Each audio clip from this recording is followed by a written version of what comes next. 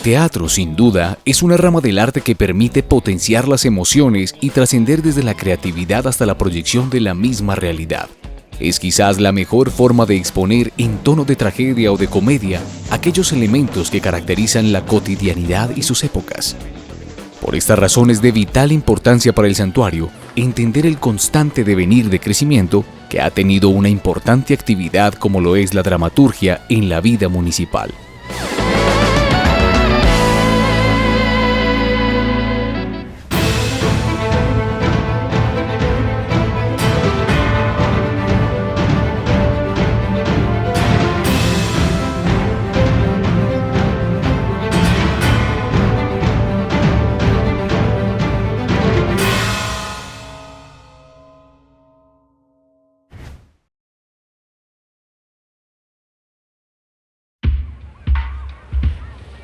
Para averiguar de diversos temas sobre nuestra historia, siempre tendremos que remontarnos a lo que hasta el momento podemos leer de nuestros ancestros.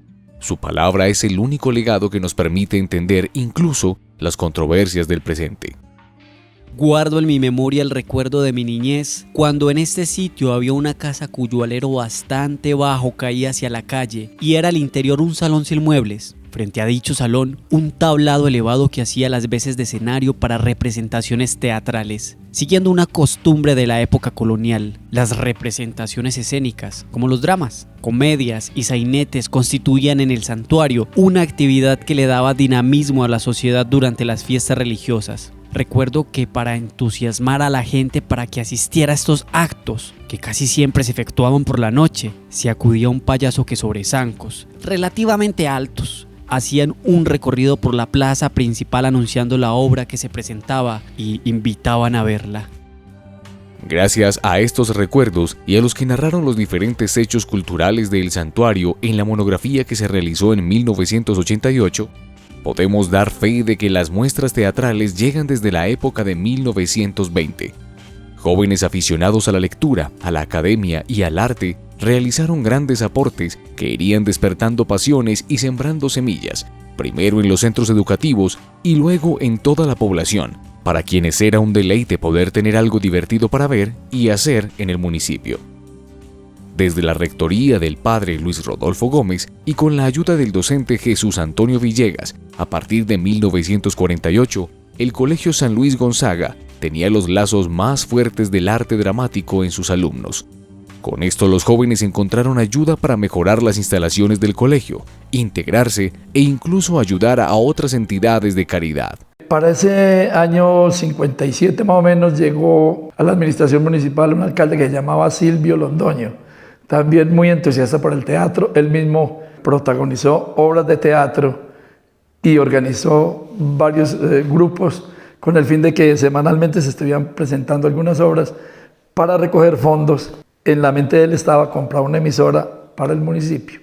Para esos periodos también venía aquí muy frecuentemente, o sea, anualmente venía una compañía muy famosa que recorría todo el país, de un señor ecuatoriano que se llamaba Don César Ricaurte. Ellos hicieron entre la familia un grupo de teatro y cada vez que venían acá al santuario, pues el pueblo se volcaba a ver las obras. Entonces ellos tienen que repetir, a pesar de que traían muchas obras, entre ellas Genoveva de Brabante, Calvario de una madre, en fin, muchas. Alcaldes, docentes, líderes sociales o culturales caracterizaban los personajes que entretenían a casi todo el pueblo con obras clásicas de teatro español, de comedia, sainetes y obras costumbristas. La magia del teatro cautivaba a espectadores y se formaba como una gran herramienta pedagógica que permeaba todas las instituciones. Así lo demostró el rector Heriberto Jaramillo cuando llegó al municipio a dirigir el Colegio San Luis Gonzaga en el año de 1967.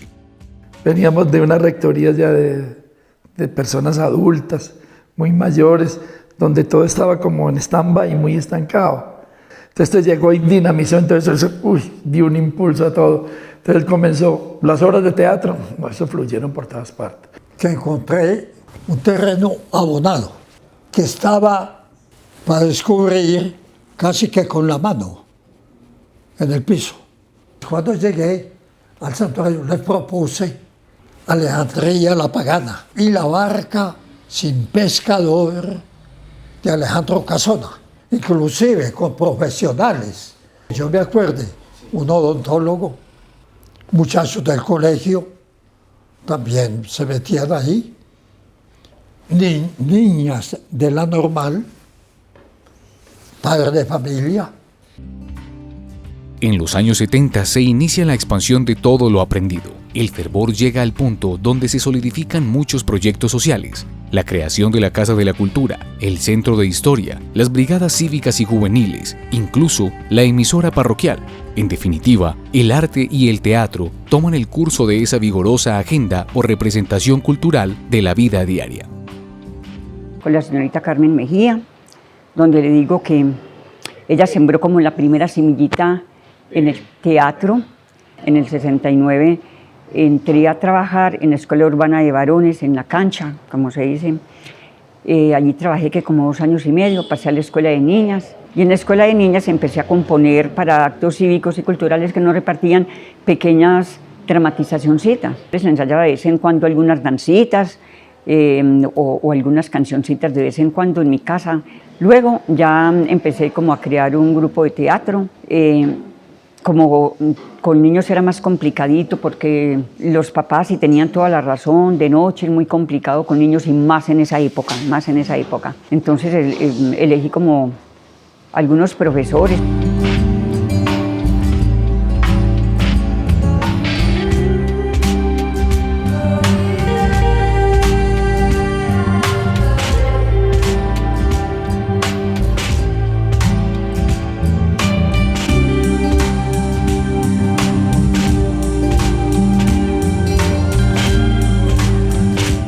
Nosotros hicimos una obra de teatro por primera vez en el año 1975. La Casa de la Cultura promovió una semana cultural y vinieron promotores en disciplina de danzas, de teatro, de cerámica, de pintura.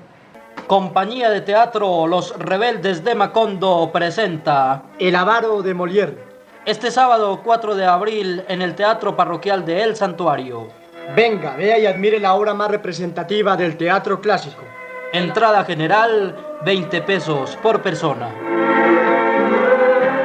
Ahí ya empieza a haber teatro y ahí se motiva un grupo de estudiantes del Colegio María Auxiliadora. Y entonces aparecen Marina Orozco, Mariola Zuluaga, sobresalían mucho, Amparo Gómez Montoya. En el año 1979 llega al municipio otro icónico personaje, que fue la persona que más cultivó la realización de teatro en el municipio, el rector del liceo Ramiro Lopera. Como el nombre lo dice, la comedia tiene que ver con comicidad, con situaciones graciosas, con escenas de dolor, de risa, de aprendizaje, de locura, porque ese es el arte de las tablas. El trabajo que hizo don Ramiro Lopera con las escenificaciones de Semana Santa, con los tribunales en el sector de la Judea, que luego fueron replicados aquí en la plaza. Don Ramiro Lopera quería montar un grupo de teatro en el liceo, le pidió a la profesora de español que le recomendara a algunos alumnos, y entre esos me recomendó a mí. Ahí fue donde empecé a hacer teatro. Llegó el padre Camilo a la parroquia San Judas Tadeo, le pidió el favor a don Ramiro Lopera que le montara la Semana Santa, y lo montamos el primer año. Ahí surgió la inquietud de montar un grupo de teatro. Sacamos 2 libretos. Uno era El Diablo en la Parroquia y otro era Los Niños Cavernarios o algo así. En honor a esas 2 obras, que fueron las primeras que montamos, se escogió el nombre Los Diablos Cavernarios. Y empezó el grupo como tal. Don Ramiro se retiró y quedó fundado por Baldomero Salazar y los demás compañeros. En la época de don Ramiro consideraba que participar en teatro era una manera de ganar español, sociales, y él decía que el teatro lo significaba todo, así que exoneraba a los que trabajaban en el teatro, los exoneraba de algunas materias, le pedía a los profesores que fueran permisivos con ellos en cuanto al tiempo, al espacio y a la dedicación a la obra. Porque a él le encantaba el teatro, don Ramiro amaba el teatro y él promovía muchísimo el teatro dentro de la institución y en el municipio. El hombre daba tanta confianza, era como un compañero más de estudio, que él fue al salón un día y dijo: estoy buscando varios actores y actrices ¿quién se apunta para una obra que tengo que se llama Corazones sin rumbo, que era un drama? Y yo le dije, pues yo me animé porque como era él tan chévere, y con él sí puedo hacerlo. Y yo quiero meterme en ese cuento. Digamos que allí había una fuerte influencia básicamente del rector, de don Ramiro y de Amparo Gómez. Llegados los años 80, ya estaba todo preparado para una nueva etapa. Las instituciones culturales y juveniles habían socializado y dinamizado todo lo aprendido. Aquí continúa un nuevo proyecto. La temporada de teatro se ideó pensando en celebrar los 10 años de la Casa de la Cultura el mes de agosto, porque el teatro estaba en auge. La gente quería ir al teatro y se llenaban los teatros. Hombre, hay un grupo de teatro aquí, los Diablos Cavernarios, los Rebeldes de Macondo, los Muchachos de la Judea. Somos capaces de hacer una temporada de teatro. Promovamos con los profesores de español y literatura en cada colegio a ver si se le miden. Y eso fue un éxito porque se le midieron. Primera temporada de teatro. En los 10 años de la Casa de la Cultura del Santuario, la mejor expresión de las artes dramáticas. Durante el mes de agosto, los días viernes y sábados, tendremos los mejores grupos de teatro santuarianos. Casa de la Cultura Luis Norberto Gómez. 10 años enarbolando la bandera cultural de El Santuario. Entonces los colegios garantizaron que hubiera mínimo 5 grupos de teatro para hacer una temporada. Entonces todo el mes de agosto, viernes y sábados, en el teatro parroquial. Las obras se montaban pensando en el teatro parroquial, en las comodidades e incomodidades que tenía. Que era el más comodito porque tenía silletería. Se pensó que porque no nos llevábamos al teatro municipal, pero el teatro municipal estaba muy destartalado y no tenía silletería. La gente llegaba allá y tenía que quedarse de pie. El teatro se llenaba casi siempre. Entonces, a veces teníamos que cerrar inclusive la puerta porque no cabía más gente, pero la Normal tenía bastante acogida en esas obras de teatro. El teatro era el que mandaba la parada, incluso toda la gente y todos los actores, los que hablamos de los grupos, esperábamos como con un anhelo grande que llegara la época de que fuera el festival de teatro. Todos estos trabajos son muy quijotescos, porque es más de las ganas de la gente prestando cosas, buscando cosas, armando escenografías de papel. Nos íbamos a una casa a organizar escenografías, es muy creativo. Yo recuerdo que lo presentábamos viernes, sábado, luego se aumentó otro día más, jueves, viernes, sábado, y uno era solamente para eso. Uno sabía que esos días eran sagrados para el teatro. No había que obligar a los compañeros a asistir a una obra de teatro. Uno sabía que ahí los veía. Porque ese proceso le servía a uno también. Qué bueno como actúa este muchacho, yo quiero hacer esto, Era aprender en eso, una retroalimentación. Entonces eso era un espectáculo. Para no casarse un viernes, retrasamos la boda un día y se casa un sábado. De ninguna manera, porque un sábado me casé yo y me salió muy aburrido. Sí, muy mal. Idiota. Normalmente se montaban las obras de teatro con 3, 4 actos, 2 actos, lo que cada uno. Pero entre acto y acto había una cerrada de telón donde cambiaba, en algunos casos se cambiaba absolutamente la escenografía. Abrían el telón y era una escenografía totalmente diferente. ¿Cómo se hacía? No sé cómo se lograba hacer, era algo muy mecánico. Y el público tenía la suficiente paciencia y la madurez para esperar esos cambios de escenografía. A mí nunca me tocó esos chiflidos. No. Había obras de teatro dependiendo de los grupos donde tocaba cerrar la puerta porque no cabía. Hablar de un grupo como La Normal, como el IDEM, el Liceo en su momento, eso era una cosa impresionante. Entonces a uno le tocaba madrugar más, ¿sí? O pedir los famosos fichitos, porque nosotros teníamos unas entradas de cortesía. Y esos días sí obligatoriamente nos tocaba pedir esas entradas de cortesía para poder tener acceso. Lleno, o sea, en una de las ocasiones yo llegué, por ejemplo, una vez acá al teatro parroquial y la gente tuvo que abrir espacio para nosotros poder entrar apenas a organizarnos, porque eso estaba silla para entrar a ver la función, y nosotros apenas llegando a caracterizarnos, y eso lleno. En la Judea también se llenaba, pues tanto el primero como el segundo nivel. No, la acogida era impresionante. Y eso fue un golpe impresionante. La Casa de la Cultura ya asumió la temporada de teatro como una de sus actividades, porque ya se volvió una competencia. Y cada colegio tenía que tener su grupo de teatro para ir a la temporada, a representar, a tener una representación.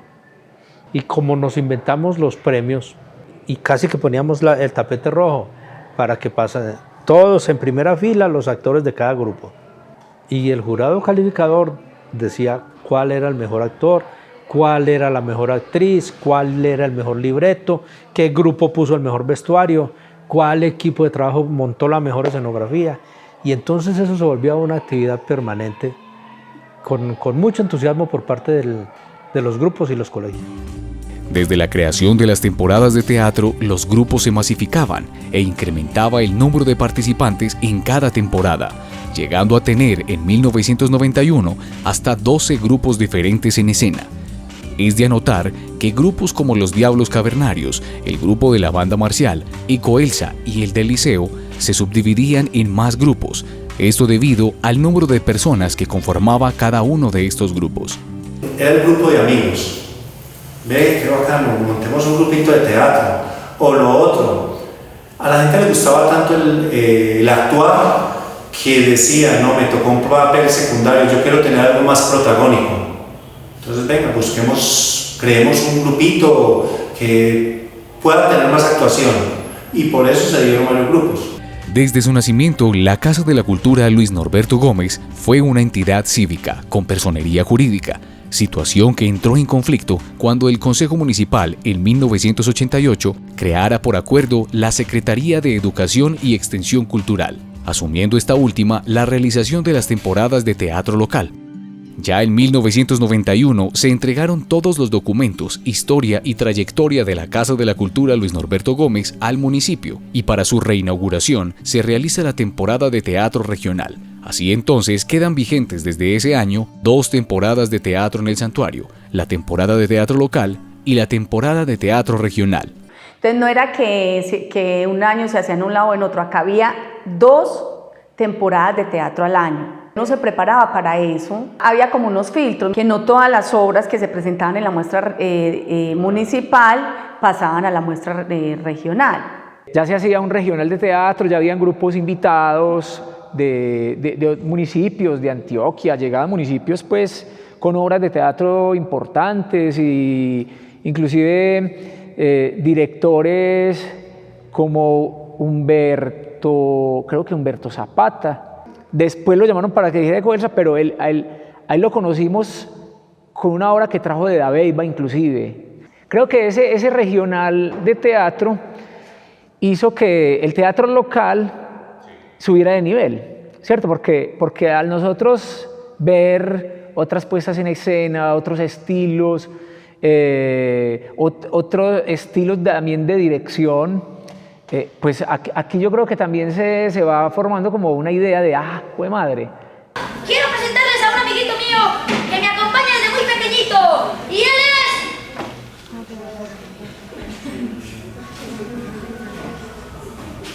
¡Lucho! ¡Luchito!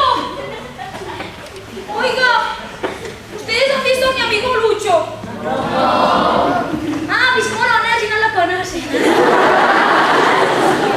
Cuando nosotros empezamos a hacer las muestras regionales de teatro y a invitar grupos de mucha calidad, y traer grupos de mucha calidad y hacer mucha fuerza, porque es que uno contratar un grupo no es como ahora, ¿sí? En esa época no había un celular, ¿sí?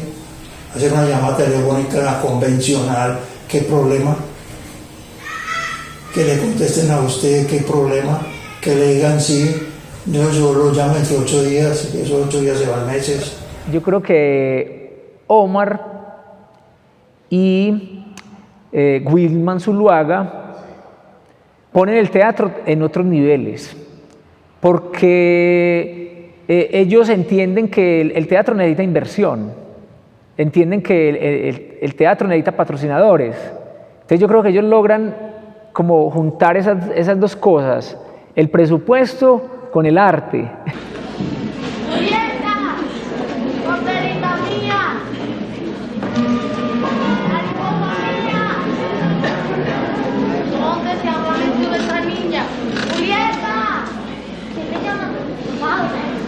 Ya hicimos montajes grandes y muy grandes, como fue el de Romeo y Julieta, que Romeo y Julieta fue una cosa pues de locos, porque la inversión en ese tiempo fue una inversión donde teníamos la fortuna de que Jaer tenía su buen negocio y se hicieron unas inversiones en telones, en luces, en sonido. O sea, fue un montaje magnánimo que incluso tuvimos el apoyo de un señor Roberto, un director, donde conseguimos una cantidad de vestuario y cosas así, y fue el primer gran montaje que hicimos. Enseña a iluminar a las estrellas. Del 12 de la noche, como rica colla, de la oreja de un etíope.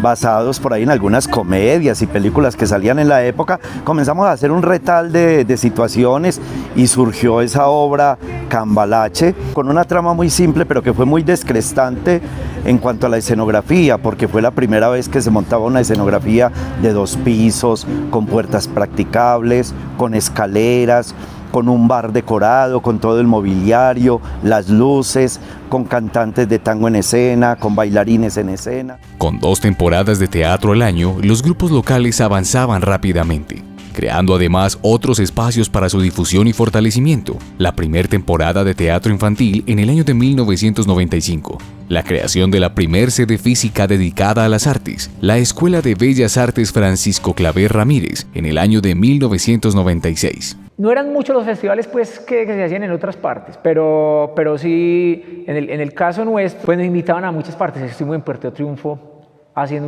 una temporada, estuvimos en Urrao haciendo temporada, en San Roque. Directamente desde el Matacandelas traíamos talleristas, también la Secretaría de Educación y Cultura, también hay que decirlo, trajo algunos profesores.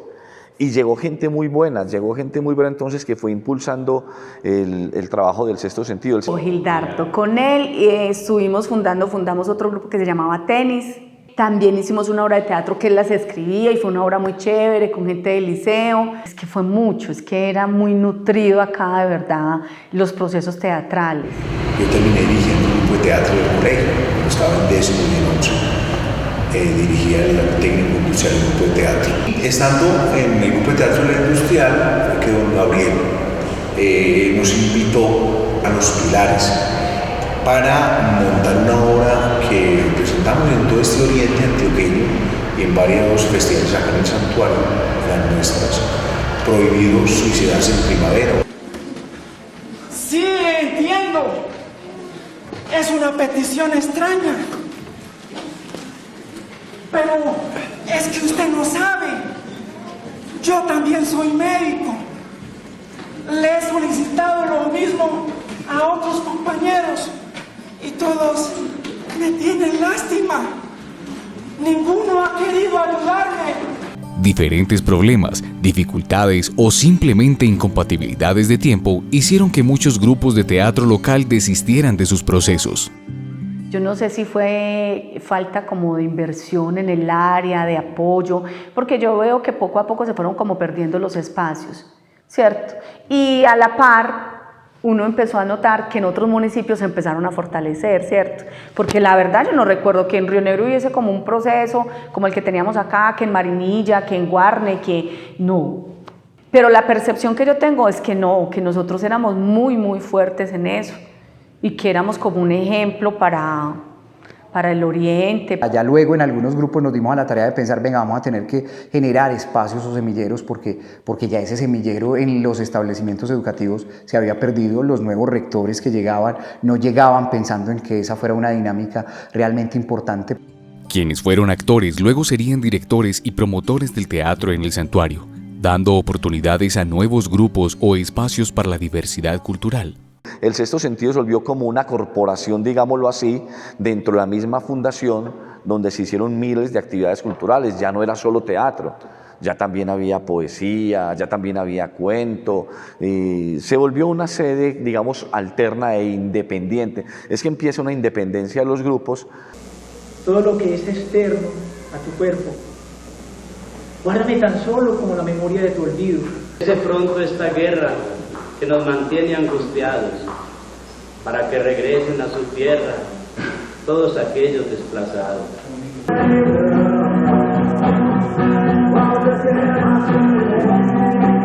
Un grupo de teatro también que fue muy reconocido, que fue el de la Casa del Abuelo, y tuvimos la oportunidad de hacer un festival con ese grupo de teatro, donde en una semana hicimos 5 presentaciones, 5 obras de teatro totalmente diferentes, 5 puestas en escena en ese festival, que fue creo que el primero y último festival que se ha hecho en el santuario con la tercera edad. Vamos a hacer un festival solamente con ese grupo de teatro. No sea empalagoso, pero mamá, si él no ha dicho nada malo. Gracias, Relita, le ayudo a llevarlos a Pedro. No, gracias. Si no fuéramos capaces con ellos, no los hubiéramos traído. Indudablemente, la época de violencia que azotó a El Santuario en el año 1999 y 2000 también influyó sobre algunos grupos de teatro. Nosotros ya no podíamos hacer ensayo por la noche. Los papás de las muchachas, fundamentalmente las muchachas, no daban permiso. Ensayar ya a las 7 de la noche no era posible. 97, 98, 99 no era posible. Ya en el 99 yo había contratado al grupo universitario con una obra de Henry Díaz. Me llamó Henry y me dijo: oiga, hermano, le tengo malas noticias. La universidad, el decano de la universidad prohíbe al grupo de allá, que hay que salvaguardar la seguridad de los muchachos. En el año 2000 llegó la violencia a las veredas Bodega, Bodeguita y La Aurora principalmente, aunque todo el municipio estuvo involucrado. Entonces, ¿eso qué hizo? Se dispersó la población estudiantil. En vista de que ya todas las personas se habían tratado de organizar aquí en la zona urbana, donde familiares o lo que fuera, recogimos los niños cuando eso era el colegio cooperativo, ahora es Senderos. Y ahí terminamos el año lectivo. Muy cercana a esa época crudísima del paramilitarismo acá en el santuario de la presencia paramilitar, como nosotros que estábamos en esa época montando Marineiro, tal vez, estoy hablando del año 99, 2000, salimos con el ataúd de Marineiro a dar un par de vueltas acá por la plaza principal, la sede de nosotros, que era la Fundación Manuel Tiberio Salazar, quedaba ahí. Los vestidos que utilizaba Marineiro eran bastante oscuros, entonces algunos decían que estábamos haciendo pues un ejercicio como de satanizar no sé qué cosas, y ellos eran los que nos estaban satanizando a nosotros, porque era como una especie de performance en protesta por las cosas que ya se venían configurando. A nosotros nos infiltraron, nos mandaron allá a una muchacha que para ver qué era lo que hacíamos nosotros. Eso nos dimos cuenta. A mí me generó cierta espina que una chica, que ella venía recomendada por Andrés Galeano. Galeano era un tipo muy bueno del teatro de Medellín, del teatro de Seda. Pero todo ese proceso de investigación nos dejaron en paz, tranquilos, porque vieron, nosotros ¿qué hacíamos? Teatro y cultura no más. Eso era lo que se hacía con el Sexto Sentido. Nuevos cambios se dan a partir del año 2004. Cuando las 2 temporadas de teatro que existían se unen en una sola y comienza la temporada nacional de teatro. Comencé a tener contactos con algunas personas que traían grupos o habían temporadas en Medellín, entonces aprovechábamos que los grupos estaban cerca y los traíamos. Y recuerdo que me tocaba conseguir inclusive quien nos financiara ese grupo. Desde la administración municipal no se podían destinar muchos recursos para eso. Aquí los grupos siempre habían trabajado por su propia cuenta. La iniciativa de la administración municipal fue pagar al promotor de teatro, pero no alcanzaba pues para pagar ni viáticos ni nada de eso. Conseguí apartamentos prestados, don Abelardo Botero me colaboraba con colchones, entonces yo amoblaba apartamentos vacíos y ahí los lograba hospedar, buscaba quien me colaborara con la comida, pero era una cuestión no tan formal ni tan institucional. La APSAD era la Academia de Artes de Bogotá, y entonces el santuario llegó a convertirse en un escenario tan ideal para el teatro que la ASAP nos solicitaba que cuando ellos iban a graduarse, que si les permitían presentar las obras en el santuario, y los profesores se venían a evaluar el trabajo de grado de esos egresados de la ASAP. El santuario llegó a alcanzar ese nivel.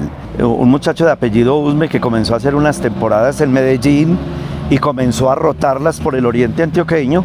A través de él logramos contactar ya grupos de carácter internacional y en el 2006 se pudo hacer la primera temporada de teatro internacional con participación de grupos de Ecuador, Perú, México, Argentina, pero paradójicamente la participación de los grupos del santuario no pasaba de 1 o 2. En la década del año 2010 es cada vez más creciente las voces que piden una política pública para el sector cultural. Por eso durante casi 2 años se hizo necesaria la tarea de repensar colectivamente la ruta cultural a mediano plazo, cuya respuesta fue el Plan Municipal de Cultura 2012-2021, el Santuario Plural y Cultural, donde se hicieron oficiales las escuelas de formación artística, se oficializó el programa de teatro y sus grupos de proyección, y se creó la Mesa Municipal de Teatro que sigue activa en la actualidad. Yo antes había venido aquí a un festival con el grupo de Santo Domingo y traje la obra Solo para Locos. Y ahí conocí el público, no podía creer que el teatro se llenara de la forma como se llenaba, ¿cierto?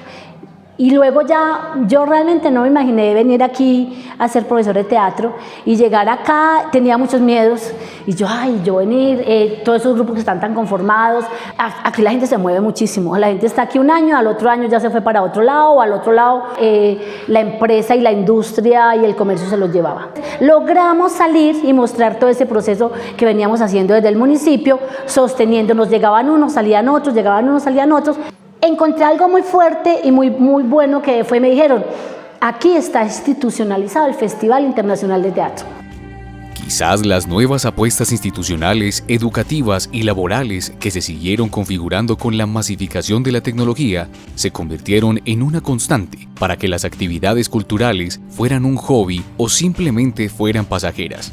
Pero esa fue la preocupación que varios gestores culturales del oriente antioqueño trataron de abordar, y fue así como nació en el año 2009 el Grupo de Amigos del Teatro del Oriente Antioqueño, GATO, algo que permite que para el año 2011 se realizara en el santuario la tercera versión de este festival. Uno encuentra con que entran a teatro para hacer su primera obra de teatro, porque quieren maquillarse, quieren ponerse un atuendo, y porque está en el inconsciente colectivo, insisto, el asunto de hacer reír.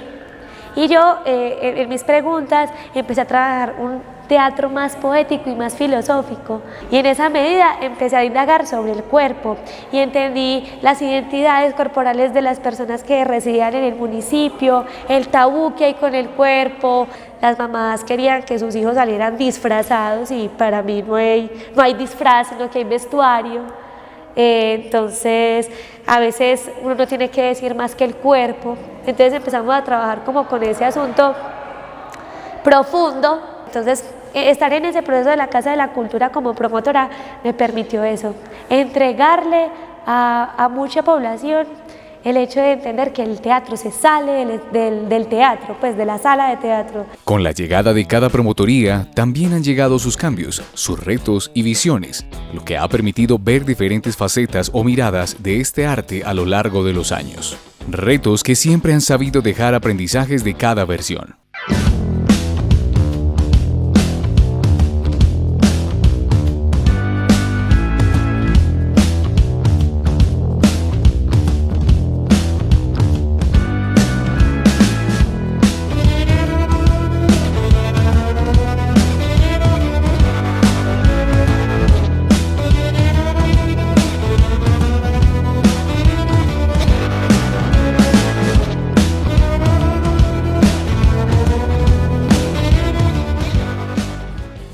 Una nueva etapa entra en rigor con la llegada de la Secretaría de Cultura, Patrimonio y Turismo en el año 2021. Los procesos se articulan, se consolidan y se busca una visión más integral. El Festival de Teatro expande sus ejes temáticos y modifica la agenda de presentaciones. Se le rinde homenaje a su historia y a quienes a lo largo de tanto tiempo han sabido luchar por él.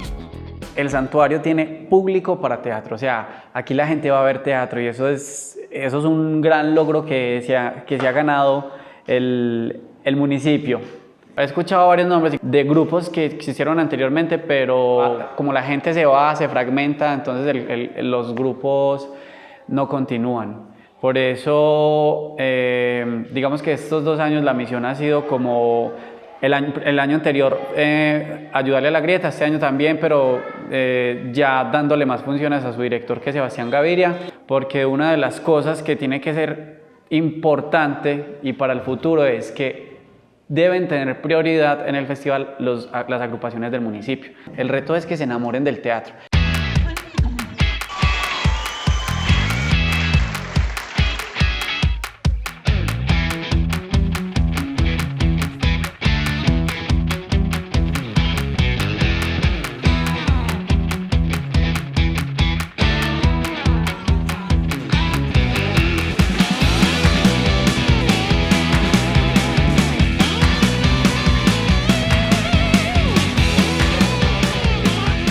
Llegados a este año 2023, justo en la celebración del 40º aniversario del festival, entró en vigor el nuevo Plan Municipal de Cultura 2023-2032, el Santuario Cultura que Trasciende, que hizo permanente y obligatoria la realización del Festival de Teatro y Artes Escénicas como parte de la agenda cultural de la Secretaría de Cultura. Bueno, como todas las historias, esta es una historia también de altibajos, de años dorados, de años oscuros. Y el Festival de Teatro ha pasado justamente como por todas esas distintas etapas. Entonces, si bien al principio el Festival de Teatro se configura como la manera en que se materializan las expresiones artísticas de los santuarianos en las artes escénicas, a lo largo de los años esto ha venido evolucionando de muchísimas maneras. Y en la actualidad, con motivo de los 40 años de este festival, estamos haciendo un homenaje precisamente a los inicios de su historia, y el 90% de las compañías que vamos a tener en la edición número 40 del Festival de Teatro y Artes Escénicas del Santuario son precisamente grupos y colectivos del municipio del Santuario. Entonces es muy importante que a la par que se internacionaliza o se regionaliza el Festival de Teatro, también haya la posibilidad de tener capacidad instalada en el municipio del Santuario para que sean los propios creadores de este territorio los que empiecen a hacer propuestas y los que empiecen a viajar a otras latitudes, como se ha visto en épocas recientes. Eso, rápido, métete. Muy bien.